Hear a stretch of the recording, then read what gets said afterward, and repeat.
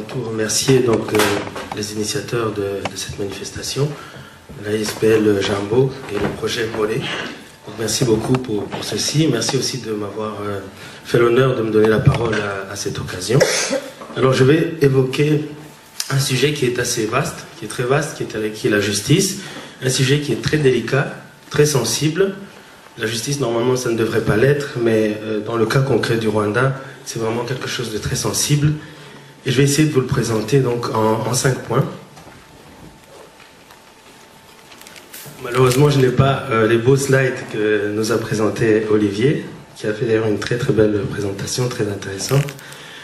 Mais je vais essayer d'être le plus bref possible, le plus concis possible, mais aussi le plus complet. Et à la fin, si vous avez quelque chose qui vous a peut-être interpellé dans mon exposé, je serai ravi d'entendre vos questions et même, éventuellement, même s'il n'y a pas de débat, une petite réflexion de votre part. Donc les 5 points sont les suivants. Donc premièrement, la justice, pour qui? Pour qui doit-on rendre justice? Le deuxième, c'est la justice, pourquoi? En 2 mots, c'est-à-dire qu'est-ce qu'on a fait à ces personnes à qui on doit rendre justice, comment qualifier les crimes, puisqu'il s'agit de crimes qui ont été commis contre ces personnes. Le troisième point, c'est la justice contre qui, c'est-à-dire qui sont les personnes qui devraient être poursuivies pour ces crimes. C'est un des points très délicats parce que parfois on mélange les victimes et les bourreaux. Le 4e point, c'est la justice par qui? Qui doit rendre justice? Qui a le droit de rendre justice? Contre qui? Qui peut rendre justice? La justice par qui? Et puis le 5e point, c'est la justice comment? Donc mon métier, on m'avait demandé de me présenter, donc j'ai en profité pour le faire après avoir exposé donc mon plan. Mon métier, c'est d'être avocat, donc je côtoie la justice tous les jours depuis bientôt 10 ans au Grand-Duché de Luxembourg, et je fais notamment du droit pénal. Donc c'est cette justice qu'on connaît le plus à la télévision, où on poursuit quelqu'un qui est accusé d'avoir fait quelque chose et qui parfois l'a fait, parfois ne l'a pas fait. Quand on est avocat, on apprend beaucoup de choses, on voit beaucoup de choses, on apprend déjà l'humilité d'être contredit, on rencontre des situations incroyables. Moi j'ai déjà eu des personnes qui ont été condamnées à des peines très lourdes alors que je savais profondément qu'elles étaient innocentes. Donc ce sont des choses qui vous font réfléchir alors que vous avez fait le maximum, que tout le monde est d'accord qu'on a fait le maximum, mais qu'un juge décide que lui n'y croit pas, il condamne cette personne. C'est vraiment des situations très difficiles. Évidemment, il y en a d'autres qui s'en sortent en n'ayant rien fait.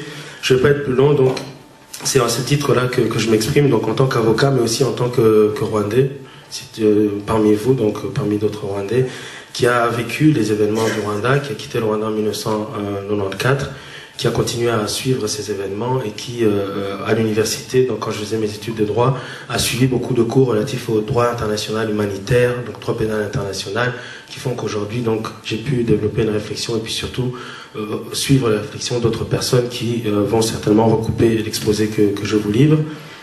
Alors, la justice pour qui? Donc, j'ai identifié dans la justice pour qui 4 groupes, je dirais, de victimes. Il y a donc des victimes rwandaises qui sont premier groupe, mais il n'y a pas de hiérarchie, c'est simplement parce qu'il faut bien commencer par un premier groupe. Il y a les Hutus. Le 2e groupe, ce sont les Tutsis. Le 3e groupe, ce sont les Batwa, donc il ne faut pas les oublier, ça nous arrive parfois. Et puis le 4e groupe, ce sont les étrangers. Alors dans le premier groupe, donc les Hutus, je dirais qu'il faut essayer d'identifier ces victimes à travers le temps, puisqu'on parle d'une époque qui va de 1990 à aujourd'hui. Je dirais qu'il faut commencer en 1990. Qui sont ces victimes à qui on doit rendre justice? Qui sont ces victimes Hutus à qui on doit rendre justice? Attention, ici, l'identification que je fais n'est pas du tout exhaustive. Donc si jamais, prenons-en une autre, une personne ne se reconnaîtrait pas dans l'énumération des victimes, alors qu'elle sait pertinemment qu'il y a des victimes qu'elle connaît qui ne sont pas dedans, ce n'est pas du tout volontaire, c'est parce que bon, le temps est court, je n'ai pas fait de liste exhaustive de toutes les victimes, c'est vraiment exemplatif pour qu'on puisse comprendre à quel point c'est vaste et complexe. Donc les Hutus, si on prend 1990-1990, on peut déjà tout de suite voir qu'il y a eu, dès le départ, dès 1990, des Hutus qui ont été attaqués dans les zones du nord du pays. À ce moment-là, bon, c'est vrai qu'à ce moment-là, donc, le FPR qui attaquait le pays n'avait pas encore commencé cette politique d'extermination de masse qu'on a connue plus tard, mais il y a eu quand même certaines familles, par exemple, qui ont été endeuillées directement parce que c'était des représentants du parti au pouvoir à l'époque, le MRND, qui ont été attaqués directement.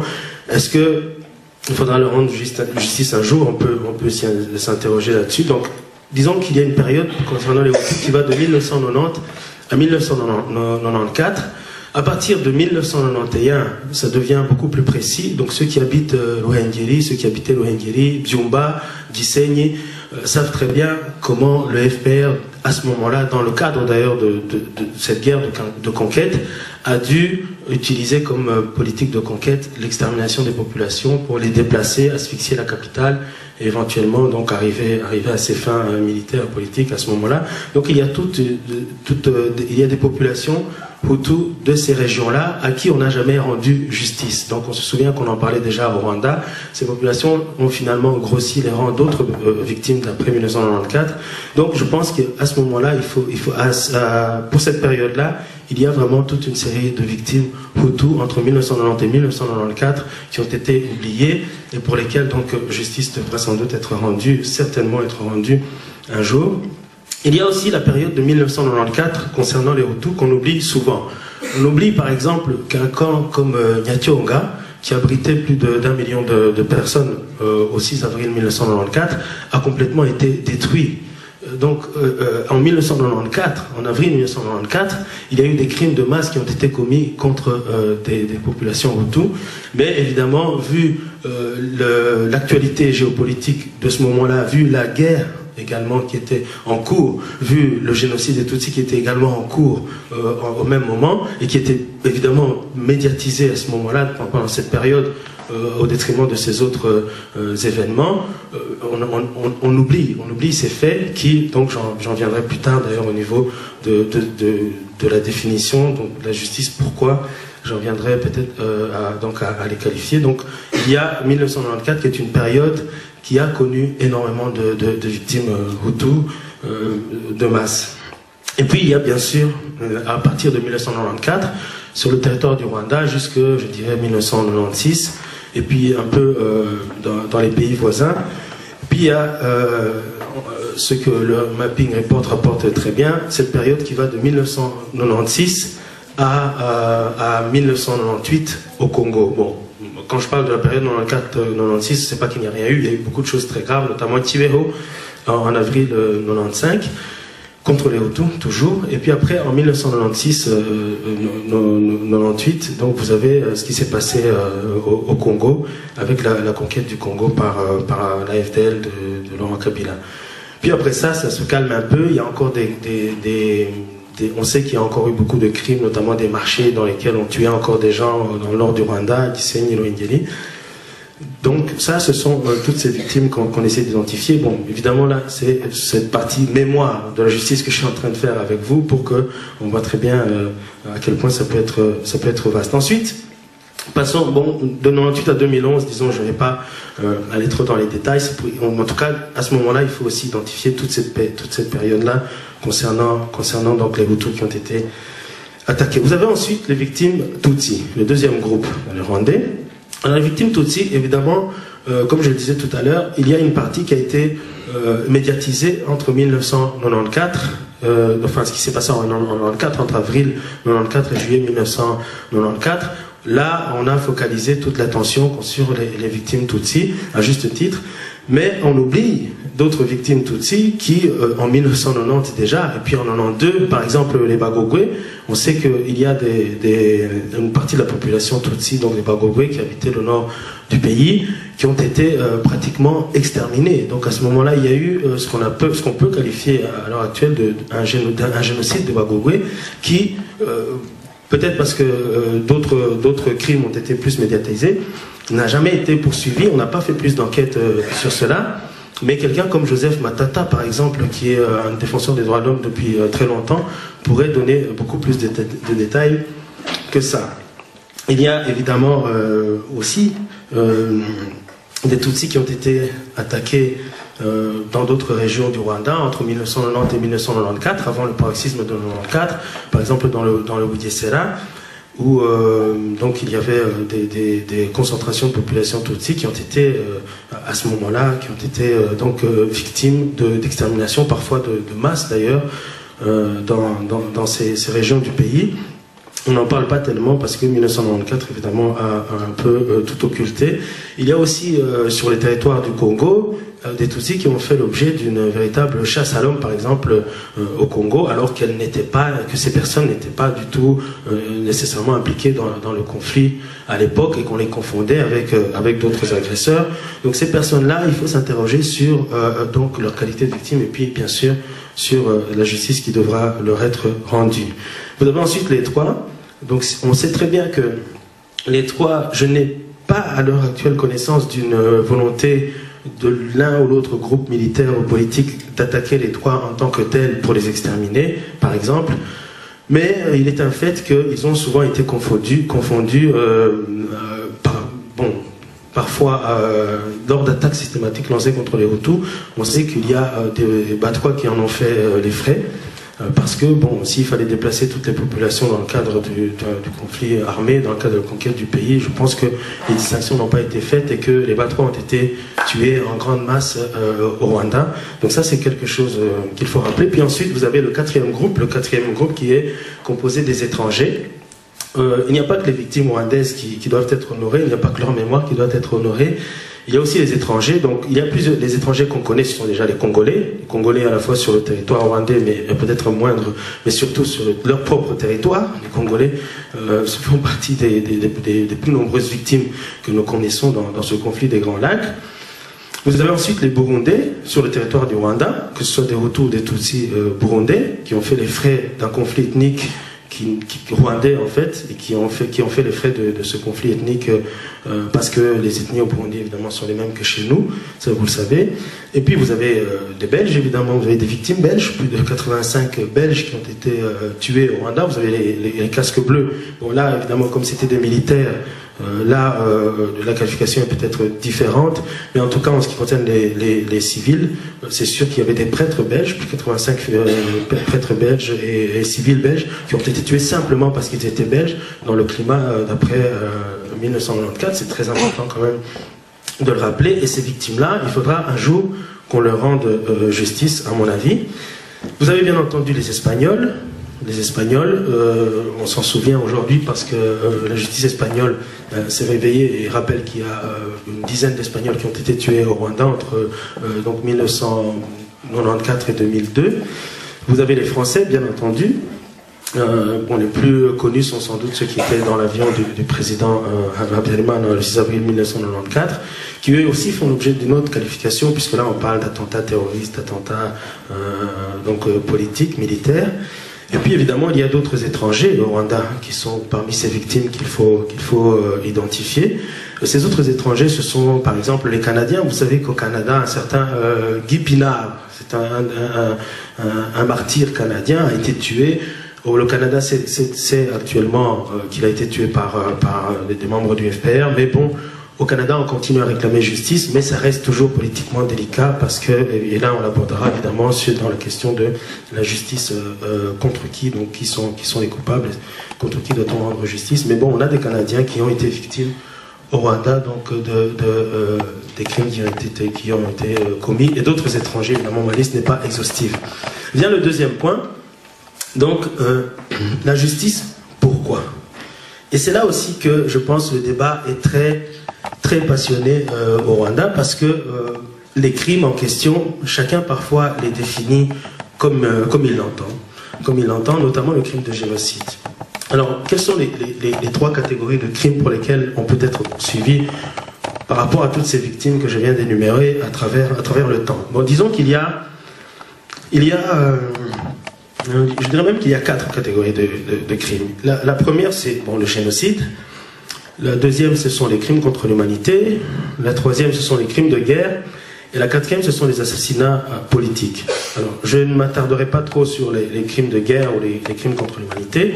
Bon, je dirais un petit mot des assassinats politiques. Donc, il y a eu au Rwanda, parmi les victimes, des personnes qui ont été tuées individuellement, non pas nécessairement parce que elles étaient d'une ethnie ou d'une autre, elles l'étaient, c'est une occurrence, on est d'une ethnie, mais ont été visés politiquement, au Rwanda ou à l'étranger. Je pense notamment, par exemple, à Emmanuel Gapchisi en 93, à Félicien Gatabazi en 94. Il faut bien se demander si il y aura possibilité un jour, malgré le temps qui est passé, et c'est ça aussi qui est important dans le travail de mémoire, c'est que les faits étant anciens, la mémoire est là pour rappeler aux gens que même s'ils sont anciens, ils sont à ce point graves qu'ils doivent absolument être punis, quel que soit le temps qui s'est écoulé. C'est d'ailleurs pour ça que la plupart de ces crimes, donc soit les crimes de guerre contre l'humanité ou le génocide, sont imprescriptibles. C'est-à-dire, même si vous avez 90 ans et que vous êtes dans n'importe quel autre pays du monde, il faudra que vous répondiez de ces crimes. Mais pour ces assassinats politiques aussi, la question se pose. Vous avez l'assassinat de M. Lizinde au Kenya ou de M. Seda Shonga. Vous avez aussi l'assassinat récemment en Belgique de M. Willy Ndiemana. Donc tous ces crimes sont des crimes politiques. Et à un moment ou à un autre, il faudra que justice soit rendue. Et donc j'expliquerai évidemment la difficulté de le faire, mais je pense qu'il y a un grand espoir, parce que ce sont des choses qui ne peuvent pas se reproduire, puisqu'on sait tous évidemment que l'absence de justice conduit au sentiment d'impunité, qui est le premier, je dirais, terreau de la récidive. À partir du moment où vous exterminez 5 millions de personnes et que ça marche, c'est sûr qu'à la première occasion, vous récidivez, et les générations suivantes aussi, et on ne s'en sort pas. Et les générations suivantes, évidemment, font plus, puisque on se dit que c'est une formule qui marche. On l'a vu chez nous. C'est très, très, très grave. Alors, j'en viens tout de suite. Donc, j'ai identifié ces quatre catégories de crimes: assassinat politique, crime de guerre, crime contre l'humanité. J'en viens au génocide, et c'est celui sur le génocide que je voudrais m'attarder. Pourquoi? Parce qu'il y a beaucoup de confusion à propos du génocide au Rwanda, à propos des génocides au Rwanda avec S. Il y a beaucoup de confusion par rapport à la définition d'abord du génocide. Je pense que la première chose qui est importante, c'est que je vous redise ce que dit la Convention de répression du crime de génocide de 1948, qui est en réalité la seule définition juridique, seule définition légale du génocide, et qui est la définition à partir de laquelle tout le monde devrait partir. Et malheureusement, cette définition n'est pas connue. On part d'autres définitions qui sont des définitions du dictionnaire. J'en dirai un mot aussi. Mais revenons à cette définition.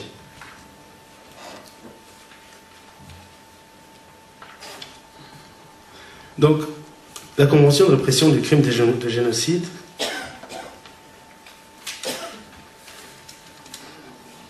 donc définit le génocide comme étant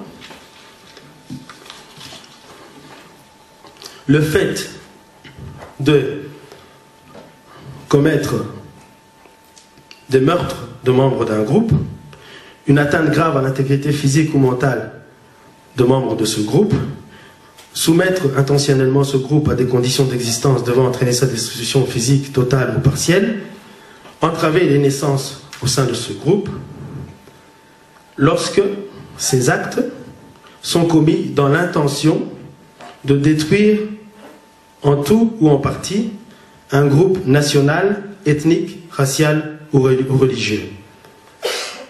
Ça veut dire quoi?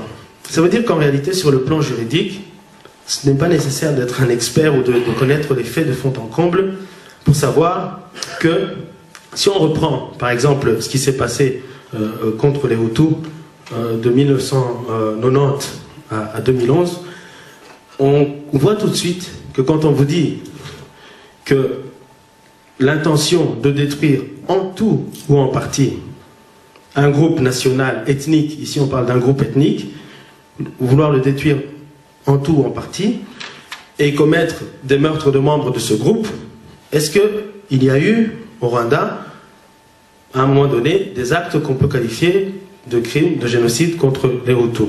Alors sur le plan médiatique, sur le plan, je dirais, le plan politique même, sur tous les plans, on peut évidemment toujours polémiquer, mais sur le plan juridique par contre, c'est pas très compliqué, c'est assez évident. On voit très bien parmi les énumérations que j'ai données tout à l'heure qu'il y a eu à un moment donné ou à un autre donc la volonté dans le chef notamment de l'APR, enfin de l'APR, de l'armée patriotique rwandaise, et du FPR qui était le bras politique, de détruire en partie du moins le groupe ethnique Hutu, et par cela en faisant ce qu'on appelle d'abord des meurtres du membre de ce groupe, ça c'est un fait. Donc quand on tire sur des populations civiles parquées quelque part en sachant qu'il ne s'agit que de Hutus qui ne sont pas nécessairement armés, et c'est le cas, et je pense que le Mapping Report a d'ailleurs levé un grand coin des doutes que certains pouvaient encore avoir sur ce point. Lorsqu'on lit ce rapport mapping d'octobre 2010, on voit très bien donc que tous ces actes-là, et c'est d'ailleurs les conclusions que le rapport en tire, pourraient être qualifiés de génocide. Si devant un tribunal, c'est ce que le rapport dit, donc si ils étaient poursuivis devant un tribunal, ils seraient qualifiés de génocide, mais cela n'empêche pas le témoin de ces actes de lui-même constater qu'effectivement il s'agit d'un génocide, parce que ce n'est pas parce que ça n'a pas encore été poursuivi, que ça n'a pas encore été réprimé, que ça ne peut pas être un génocide. Si vous voyez quelqu'un dans la rue tirer sur quelqu'un d'autre, vous n'allez pas dire, bah, si jamais c'était poursuivi devant un tribunal, ce serait un meurtre. Non. C'est un meurtre, donc ici c'est un génocide, et ce n'est pas évidemment les témoins ni les victimes de ce génocide de venir dire le contraire. Est-ce qu'il y a eu des atteintes graves à l'intégrité physique ou mentale des membres du groupe ethnique Hutu? Certainement, il y en a eu, mais on n'a pas d'exemple comme ça prégnant. Mais si je prends le troisième point, le point C par exemple, la soumission intentionnelle des membres de ce groupe à des conditions d'existence devant entraîner sa destruction physique totale ou partielle. En ce qui concerne les Hutus, vous avez tout de suite en tête par exemple le camp de Nyaturga dont j'ai parlé tout à l'heure, le fait de repousser les gens dans des camps de déplacés puisqu'ils étaient encore à l'intérieur du pays. Vous avez bien entendu le fait de pousser les gens dans les forêts du Zaïre, ça aussi, c'est soumettre des membres du groupe dans des conditions d'existence devant entraîner leur destruction physique totale ou partielle, et c'est ce qui s'est passé. Donc on a plus de 400 000 personnes qui ont disparu, qui ont été tuées. On dit 400 000 sur les 2 800 000 qui étaient dans les camps, on ne parle plus que de 400 000 et de 500 000 qui sont rentrés au Rwanda, et finalement on ne sait pas ce qui s'est passé des 900 000 autres. Donc c'est toujours un peu délicat quand on va dans les chiffres, mais ce qui est certain, c'est qu'il y a eu des membres du groupe ethnique Hutu qui ont été soumis à des conditions d'existence qui ont entraîné leur destruction physique totale ou partielle. Mais il y a aussi un exemple qui est très important, c'est celui des prisons au Rwanda. Et bon, on verra à quel point c'est polémique, mais parmi les prisonniers qui sont au Rwanda, il y a des gens qui y sont parce qu'ils sont Hutus et parce qu'ils sont victimes d'une volonté politique de les soumettre à des conditions d'existence devant entraîner leur destruction physique totale ou partielle, et non pas, évidemment il y a un alibi à ces emprisonnements, qui pour certains sont justifiés, mais qui pour la plupart, et ça il y a beaucoup d'exemples de faits qui peuvent permettre de le démontrer, donc n'est pas du tout justifié, mais procède plutôt d'une intention vraiment de détruire ces gens en tant que tels, et ça dure depuis des années. Et on sait à quel point, par exemple, même le pouvoir en place au Rwanda à l'époque, et toujours actuellement d'ailleurs, avait donné des chiffres ahurissants de 140 000 ou 150 000 personnes actuellement en prison. Là, c'était encore des chiffres d'il y a une dizaine d'années. Et puis alors, mesures visant à entraver les naissances au sein du groupe, ça c'est intéressant parce qu'il y a eu récemment une initiative qui a été prise par le gouvernement rwandais apparemment, donc c'est ce qui est sorti, de stériliser les hommes. Donc on parlait d'une stérilisation de 700 000 hommes à l'horizon, je ne sais pas combien. Et donc ça c'est quand même quelque chose d'assez intéressant. Si jamais, c'est une hypothèse, il devait s'avérer qu'effectivement cela rentre aussi dans le cadre de viser la population Hutu, le groupe ethnique Hutu en tant que tel, pour, donc, soi-disant dans l'idée de diminuer la population, mais plutôt pour stériliser les hommes Hutus et diminuer, donc entraver les naissances au sein de ce groupe, on serait en plein dans un des actes constitutifs de génocide selon la définition légale. Alors on peut ensuite parler de ce qui s'est passé contre les Tutsis. Donc ça, évidemment, je pense que ceux qui sont informés sur le Rwanda depuis 1994 savent très bien ce qu'il en est. Il y a des juridictions internationales qui ont été mises sur pied, donc, notamment par la résolution 855 du 8 novembre 1994, pour poursuivre au départ tous les crimes de guerre, de génocide et contre l'humanité qui avaient été commis au Rwanda du 1er janvier 1994 au 31 décembre 1994, mais qui se sont focalisés uniquement sur les crimes qui ont été commis contre les Tutsis. Et évidemment, le TPIR, on est arrivé à la conclusion très tôt qu'il y avait eu un génocide des Tutsis au Rwanda. Et c'est de ce génocide-là qu'on parle, donc je ne vous apprends rien. Et bon, bien entendu, comme il y a d'autres confusions, j'essaierai d'en parler, qui tournent autour, on confond parfois le fait d'avoir poursuivi des personnes qui n'avaient rien à voir avec cela ou qui avaient été poursuivies sur délation, avec le fait qu'il y aurait eu ou pas un génocide des Tutsis. On confond, par exemple, le fait qu'au Rwanda, en 1994, il faut bien comprendre que ce n'est pas parce qu'il y a une guerre civile par ailleurs, c'est-à-dire qui oppose les Rwandais entre eux, de deux ethnies différentes, que du coup, il ne peut pas y avoir de génocide. On se dit qu'il faut absolument définir ce qui s'est passé au Rwanda par rapport à un seul vocable. Et c'est pour ça que je suis très embêté par l'expression génocide rwandais. Pourquoi? Parce qu'en réalité, cette expression, pour le moment, elle permet d'éviter les confrontations, les guerres des mémoires, comme on le dit, mais en réalité, c'est une impasse. Cette définition est une impasse parce que, plutôt que de dire tout ce qui s'est passé, finalement, on ne dit rien. On ne dit rien en disant génocide rwandais, en le mettant en pluriel ou au singulier, ça ne change rien. Génocide rwandais, théoriquement, ça voudrait dire que des personnes ont été tuées, exterminées, poursuivies dans les termes de la Convention de répression du génocide, parce qu'elles auraient été rwandaises. Or, à mon avis, je ne pense pas qu'il y ait des gens au Rwanda, en tout cas, s'il y a eu un génocide de Rwandais, c'est peut-être au Congo, à un moment donné, parce qu'on ne faisait plus la distinction entre Hutu et Tutsi, quand on les poursuivait, mais en tout cas, au Rwanda, on ne peut pas parler de génocide rwandais, ça n'a pas vraiment de sens. De quoi pourrait-on parler, alors?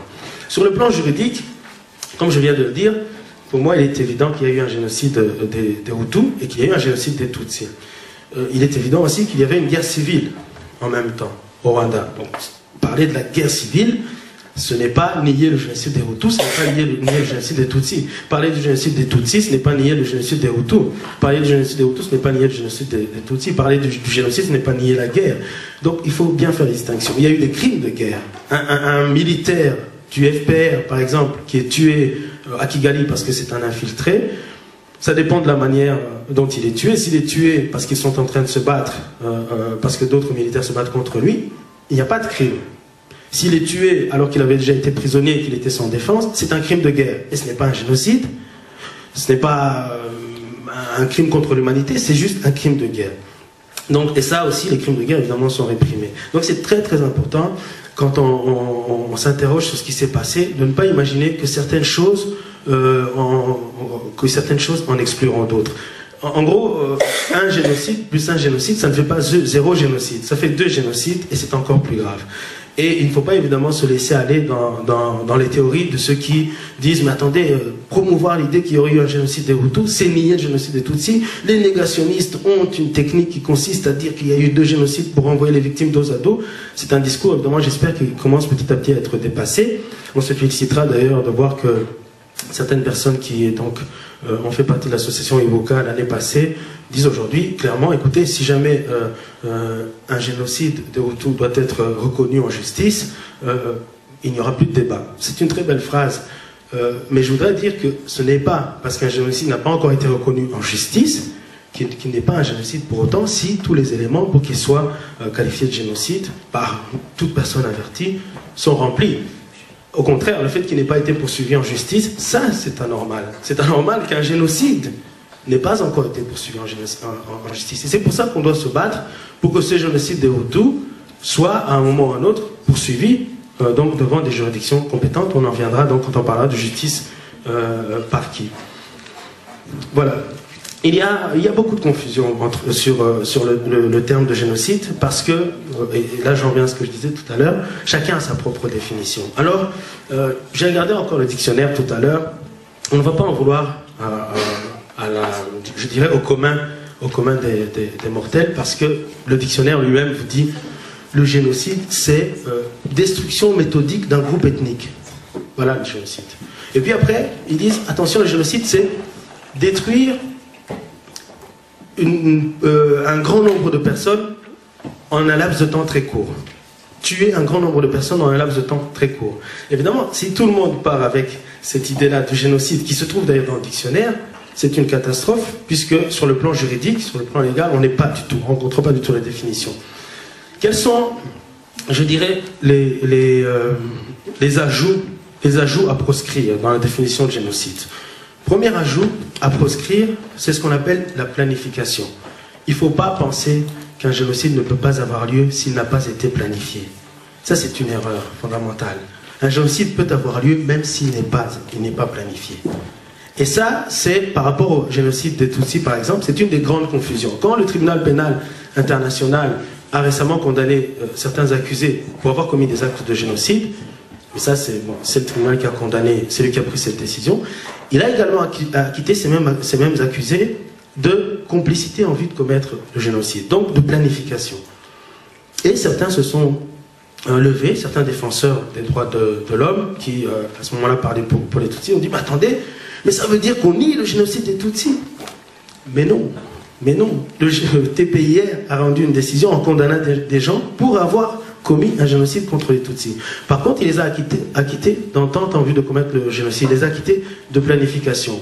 Ce qui veut dire que le TPIR dit simplement, il y a eu un génocide des Tutsis, ces personnes sont condamnées pour ça, mais on n'a pas d'éléments pour prouver qu'ils ont fait une planification ou un complot en vue de le commettre. Mais le TPIR, par cette décision, a éclairci un point qui est très important, c'est qu'il ne faut pas qu'il y ait eu une planification pour qu'un génocide puisse être poursuivi et condamné, pour qu'un génocide puisse exister. Donc, les gens qui se disent « Ah, mais à partir du moment où il n'y a pas eu de planification, il n'y a pas de génocide », c'est faux. C'est ajouter un élément que la définition de génocide ne contient pas. Il y a d'autres éléments qu'on ajoute. Par exemple, le fait que ça doit être un État. On imagine que c'est un État qui doit nécessairement commettre un génocide. Parce que, voilà, mais je vous dis, n'importe qui peut commettre un génocide. N'importe quel individu peut commettre un génocide. Cette définition de l'État-là n'est pas contenue dans la définition. Les confusions viennent d'où? Les confusions viennent du fait qu'en réalité, le génocide a été défini suite à des événements qui se sont produits dans l'histoire de l'humanité, et notamment le génocide qui a été commis par les nazis, donc le parti nazi, contre les juifs, en 1900, donc de 40 à 45. C'est ce génocide-là qui a inspiré la définition du génocide, mais quand ils ont fait la définition du génocide en 48, ils n'ont pas repris intégralement les éléments qui avaient constitué le génocide des juifs. Et dans le génocide des juifs, il y avait par exemple le fait que c'était un État, que ça avait été planifié, et qu'on avait l'intention de détruire tous les juifs. Ces trois éléments-là. Et ces trois éléments-là ne sont pas dans la définition, ils n'existent pas dans la définition. Et ces trois éléments-là, malheureusement, comme on raisonne par rapport au dictionnaire, qu'on raisonne par rapport à l'exemple qui a inspiré la définition, on vient, même certains juristes d'ailleurs, on s'imagine qu'à partir du moment où le FPR, par exemple, n'a pas eu l'intention de détruire tous les Hutus au Rwanda, et c'est un fait, qu'à partir de là, il n'y a pas eu de génocide des Hutus. Et ça, c'est une grosse erreur, une très grave erreur, qui fait qu'au moment de rendre justice, ça sera très difficile. Donc, pour le premier élément, la planification, on voit très bien que dans le cas du génocide des Tutsis, évidemment, cette planification-là, elle saute, la planification n'est pas exigée. Pour ce qui est du deuxième élément, le fait que ce soit un État qui ait commis le génocide. Un génocide peut être commis par n'importe qui. Et dans le cas du génocide des Hutus, par exemple, c'est très clair. Le FPR a commencé le génocide des Hutus avant même d'avoir pris le pouvoir au Rwanda, avant de s'identifier à l'appareil de l'État, avant que ce ne soit le Rwanda finalement, l'État rwandais qui commette un génocide des Hutus après 1994, après juillet 1994 jusqu'au même d'ailleurs aujourd'hui.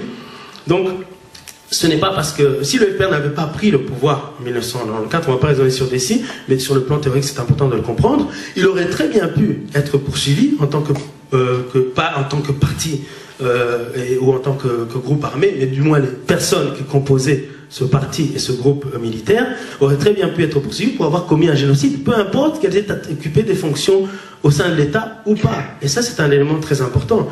Et donc, ce que vous commettez avant d'occuper des fonctions dans l'État, pendant et après, vous serez poursuivi pour avoir commis ces crimes, même si ces crimes sont qualifiés de génocide. Donc, ce n'est pas nécessaire que ce soit planifié, ce n'est pas nécessaire que ce soit un État. Ce n'est pas nécessaire que vous ayez l'intention de détruire tous les membres du groupe. D'abord, on a bien vu qu'il n'y a pas que des meurtres qui constituent un génocide. Le fait de limiter les naissances, le fait de soumettre les personnes à des conditions de vie devant entraîner leur destruction physique, totale ou partielle, ça, ce sont déjà des génocides. Ce n'est pas nécessaire que ce soit tuer des gens.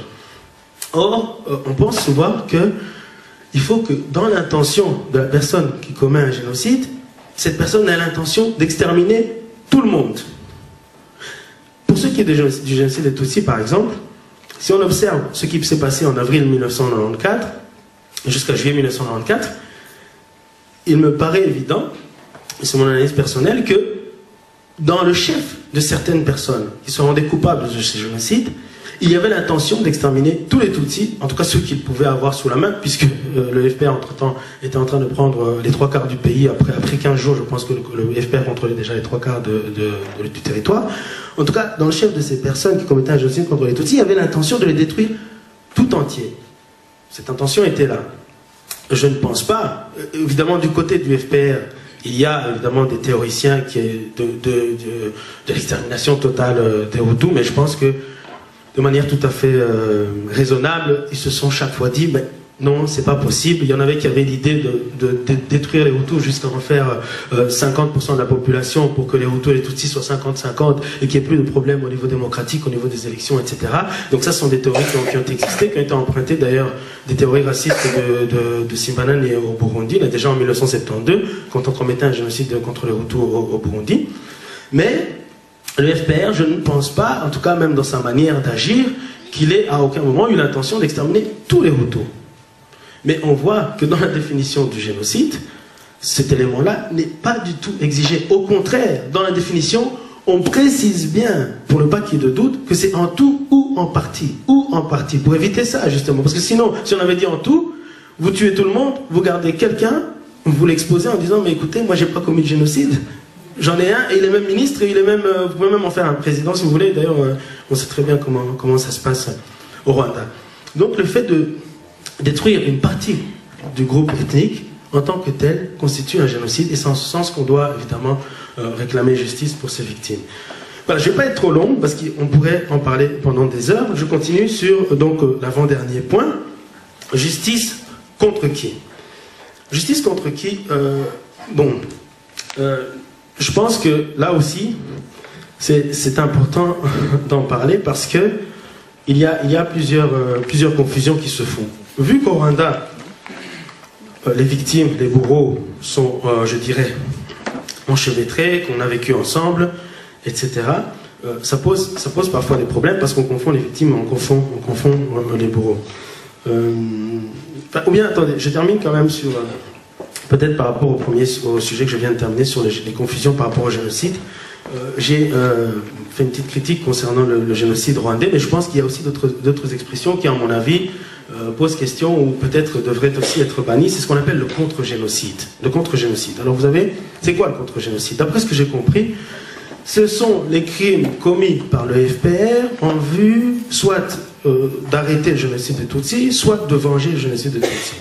Contre-génocide. Et c'est ce qu'on appelle le contre-génocide contre les Hutus.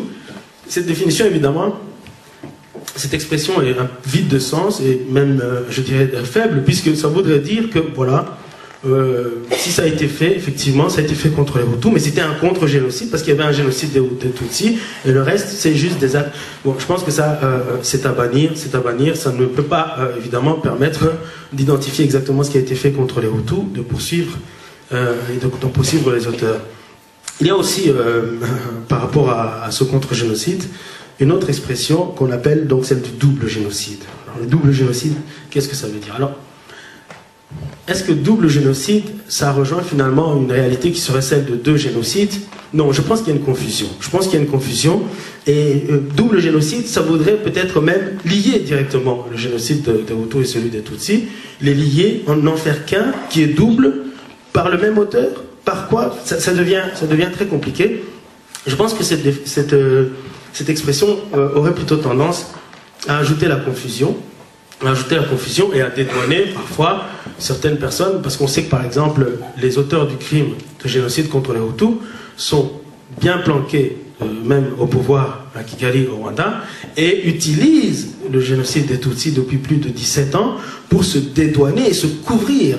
Mais à l'heure actuelle, évidemment, les défenseurs de la mémoire des victimes Tutsis commencent à comprendre qu'on ne peut pas éternellement être instrumentalisé par des criminels qui ne sont pas les victimes de ce crime, et qui aujourd'hui l'utilisent donc depuis un certain temps pour essayer de se forger une immunité et de conserver le pouvoir au Rwanda. Mais évidemment, tout ça s'effrite petit à petit, et tout ça prendra fin, à mon avis, parce que le plus important déjà, c'est que les Rwandais, nous comprenions ce qui s'est passé. Parce qu'être victime en soi, c'est un désastre, mais ne pas savoir ce dont on est victime, je pense que c'est un désastre au carré.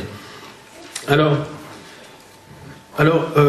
donc pour en venir à justice contre qui? Alors, ce qui est important, quand je dis justice contre qui, à mon avis, c'est peut-être d'éviter deux erreurs fondamentales. La première, c'est d'identifier le coupable d'un crime, que ce soit un crime de génocide, un crime de guerre, d'un assassinat politique ou un crime contre l'humanité, de l'identifier par son ethnie. Et c'est là que viennent les confusions au Rwanda sur rendre la justice contre qui. Si il est tout à fait légitime et juste et justifié d'identifier les victimes par leur ethnie, ce que j'ai d'ailleurs fait tout au long de mon exposé dès le début, pour moi ce n'est pas justifié du tout d'identifier l'auteur par son ethnie. Pourquoi? Parce que l'ethnie d'une personne n'a, à mon avis, aucun intérêt dans les actes criminels qu'il peut causer. Identifier une personne par son ethnie quand il a commis un crime, c'est simplement non seulement faire une erreur, parce que ce n'est pas votre ethnie, ce n'est pas votre appartenance ethnique qui est criminogène et qui génère en vous la possibilité de commettre des crimes. C'est autre chose, une mauvaise éducation, une idéologie quelconque, une appartenance à un mouvement, un endoctrinement peut-être, ou même un sentiment criminel personnel, mais qui n'a en tout cas rien à voir avec l'ethnie. Or, quand vous identifiez quelqu'un par son ethnie, vous risquez justement de stigmatiser la personne elle-même par son ethnie, et puis en même temps de stigmatiser toutes les personnes qui appartiennent à la même ethnie que cette personne, et c'est là que ça devient très dangereux. Je vais vous raconter quelque chose qui m'a fondamentalement choqué. En ce qui concerne par exemple le génocide des Tutsis, ce qui a été fait, qui a stigmatisé certaines personnes, je ne sais même pas si c'était des coupables, parce qu'on a stigmatisé des gens, on leur montré leurs photos, et j'ai tout de suite vu à ce moment-là que c'était vraiment une volonté de stigmatiser des Hutus en tant que tels, pour avoir commis le génocide des Tutsis. Et donc les stigmatiser en tant que tels, c'est très grave. Vous avez un bus qui circulait dans les années 95 à 98, et qui circulait dans les différentes universités, où donc une dame engagée dans la lutte pour la commémoration des victimes Tutsis avait évidemment dépassé cette seule lutte pour finalement stigmatiser les Hutus et essayer d'inculquer dans les étudiants belges à l'époque innocents certaines choses qui à mon avis étaient fondamentalement racistes à l'égard des Hutus. Il y avait dans ce bus d'abord une première image dans laquelle on vous décrivait les Hutus et les Tutsis, selon évidemment des définitions des explorateurs et des colons belges d'époque. Alors on vous donnait des caractéristiques physiques, attention, les Hutus ont un œil épaté, etc., etc. Et puis, les autres photos, c'était une centaine de photos, rien que ça, de prisonniers, prisonniers, on ne disait pas leur ethnie, attention, de prisonniers ayant commis le génocide des Tutsis. Et on vous montrait que des personnes avec des nez épatés. Donc, vous avez un Belge qui arrive, il voit, ah, les Hutus c'est ça, les Tutsis c'est ça, il circule dans ce bus, à la sortie, de manière subliminale, et même consciente, j'exagère quand je dis subliminale, c'est trop faible, il sort en se disant, mais les Hutus, c'est les méchants. Ils sortent avec cette idée. Vous avez des films qui ont voulu, comme Hotel Rwanda, qui ont voulu rendre hommage à peut-être, je ne sais même pas si c'était le but du film, mais qui ont peut-être voulu parler du génocide des Tutsis, et qui finalement se retrouvent à avoir fait encore plus de mal contre les Hutus en tant que tels, que de bien à l'égard des Tutsis dont ils parlent comme victimes. Donc le fait de stigmatiser une personne par son ethnie, c'est très dangereux, et là où ça devient encore terriblement sournois, c'est que c'est une méthode utilisée par ceux qui veulent faire commettre un génocide contre des gens. Si vous voulez commettre un génocide contre les Hutus, notamment dans le cas du FPR qui a mis des personnes en prison, 140 000 prisonniers en prison, en les mettant dans des conditions devant entraîner leur destruction physique totale ou partielle, qu'est-ce qu'ils ont fait? Ils ont stigmatisé les Hutus en tant que tels, et évidemment, les ordres étaient donnés à leurs troupes d'arrêter des gens en fonction de leur physique, en fonction de leur appartenance ethnique. Et c'est pour ça qu'il y a beaucoup de gens qui disent « Mais moi, j'ai rien fait, je suis rentré au Rwanda, on m'a mis en prison, je comprends pas. » Et tous ces jeunes-là, et on en connaît tous, ont été victimes simplement d'être des Hutus. Et en fait, ils n'ont pas été victimes, eux, en prison, ils n'ont pas été victimes des crimes qu'ils auraient commis ou qu'on leur reprocherait d'avoir commis. Ils ont été victimes de la politique qui avait été décidée dans les instances du FPR de neutraliser la population Hutu en tant que telle et notamment de la mettre en prison et de faire en sorte qu'elle soit détruite dans une frange en commençant par les intellectuels, en commençant... Et alors les gens parfois sont présentés devant les Gacaca et se défendent en disant mais je n'ai rien fait. Ça n'a rien à voir avec ce qu'on a fait pour certains d'entre eux. Je dis bien pour certains d'entre eux, parce qu'évidemment, dans certains gachacha, on arrête effectivement des coupables, mais la plupart d'ailleurs des coupables qu'on arrête parfois sont sans intérêt par rapport à la politique que mène le FPR. Parce que les miliciens, par exemple, qui étaient sur les barrières, on les a envoyés au Congo, on les a recyclés même au sein du FPR, c'était pas ça le problème. Je crois que le problème du FPR n'était pas vraiment de rendre nécessairement justice aux Tutsis, c'était un élément important parce qu'il fallait apaiser la population, Tutsis du moins, mais c'était un élément moins important à mon avis quand on examine les faits que celui de neutraliser cette population Hutu qui venait de passer 30 ans dans une république et qui évidemment à l'époque même, on se souvient dans les plus hautes sphères politiques, de ce que certains politiciens pensaient pouvoir dire devant des militaires du FPR ou de l'APR. Ils pensaient que non, le FPR allait devoir composer, faire un gouvernement d'union nationale, reprendre les ministres Hutus qui étaient là. Donc ils ne se rendaient pas compte de ce qui était en train de se passer. Et donc, stigmatiser quelqu'un en tant donc par son ethnie, c'est, à mon avis, même un acte de génocide contre ça peut conduire à un acte de génocide contre cette personne parce que ça peut permettre de faire des choses comme les mettre en prison, comme les repousser dans les forêts du Zaïre et empêcher la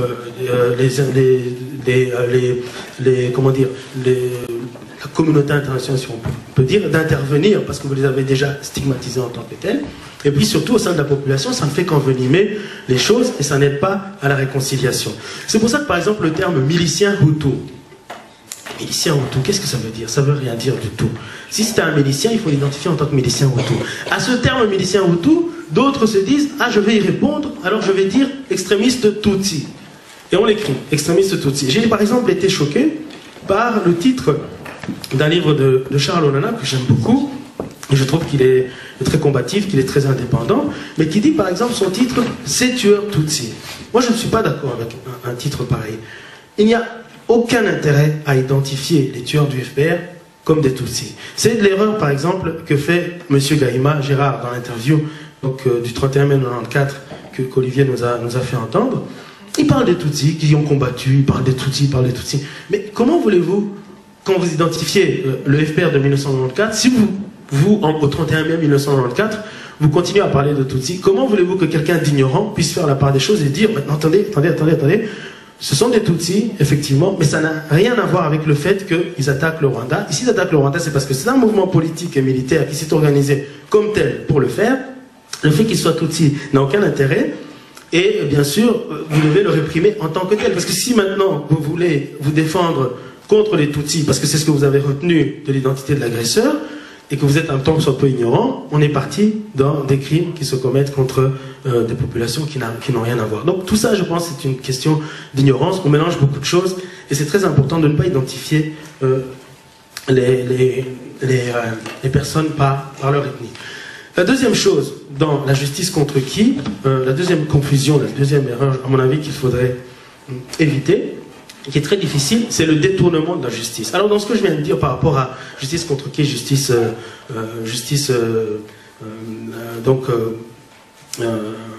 dans ce que je viens de dire par rapport à au fait d'identifier les victimes par leur ethnie, j'ai déjà un peu évoqué ce sujet, c'est le détournement de la justice. Le fait de détourner la justice à d'autres fins. Hein, les gachacha, par exemple, les gachacha ont été détournés, soit d'abord par le pouvoir lui-même, parce qu'il avait une volonté politique de neutralisation de la population Hutu, donc ça c'est un secret pour personne. Mais les gachacha aujourd'hui ont été détournés par la population rwandaise, indépendamment même de l'appareil de l'État, à des fins purement privées. Avec les gachacha, on se fait beaucoup d'argent parce qu'on fait payer les familles qui sont à l'étranger, on leur fait payer des milliers d'euros, on libère quelqu'un, on le remet en prison le lendemain parce qu'un des juges du gachacha n'a pas obtenu d'argent. Donc le détournement de la justice, c'est contre la justice, ça n'aide pas à faire la justice. Donc c'est aussi quelque chose. Alors il y a le détournement terrible de la justice comme les Gachacha détournés par le pouvoir, ou bien des juridictions belges qui, par exemple, détournent la justice sans savoir qu'elles sont instrumentalisées par des lobbies du FPR ici, et on poursuit deux bonnes sœurs, un industriel et un professeur d'université, avec la conviction qu'on est en train d'attraper les gros coupables du génocide de Tutsi au Rwanda, alors qu'ils ont été simplement instrumentalisés par des ASBL qui ont depuis été décrédibilisés et démantelés, et qui ont heureusement pour l'instant quitté le sol belge. Mais à l'époque, vous imaginez les dégâts que ça fait, le fait de détourner la justice et d'aller s'en prendre à une bonne sœur, dont la plupart des témoins, la plupart des Rwandais savaient très bien quelles ont été les véritables non-actions au Rwanda, plutôt que d'aller l'accuser de choses alors que la plupart des témoins, même en Kinyarwanda, entre les gens qui assistaient au procès, ont très bien compris de quoi il s'agissait. On était, certains d'entre nous, au Rwanda en 1994. Parfois, on sait très bien que les criminels, c'était certainement pas les bonnes sœurs. Mais bon, pour des raisons de symbole, pour des raisons... quel est le symbole, par exemple, dans le détournement de cette justice? À mon avis, c'est mon avis personnel, il y a un symbole là-dedans. Il y a un symbole. D'abord, vous avez deux femmes, ça c'est important de dire que les femmes, surtout les femmes Hutus, c'est important de dire qu'elles étaient coupables du génocide. C'est très important, parce que sinon après vous justifiez même plus comment vous en prenez aux femmes. Et il y a eu un livre, d'ailleurs je me souviens à l'époque, je l'ai encore celui, j'ai oublié le titre, qui n'a fait que analyser soi-disant les femmes Hutus coupables du génocide au Rwanda. C'est vraiment très grave. Donc il y a les femmes, il y a dedans l'église catholique qui est visée, c'est très important. Et puis évidemment, on prend que des Hutus, alors que finalement, dans ces crimes qui ont été commis contre les Hutus, contre les Tutsis, il est, je dirais plus que probable, il est même certain que certains des bourreaux étaient par hasard Hutus ou Tutsis contre des Tutsis, et d'autres étaient Hutus ou Tutsis contre des Hutus. Donc, dans les bourreaux des uns, il y a des personnes des deux ethnies. Ça aussi, c'est quelque chose qui se sait. Ce qui est important, c'est surtout de ne pas faire ces confusions. Enfin, donc,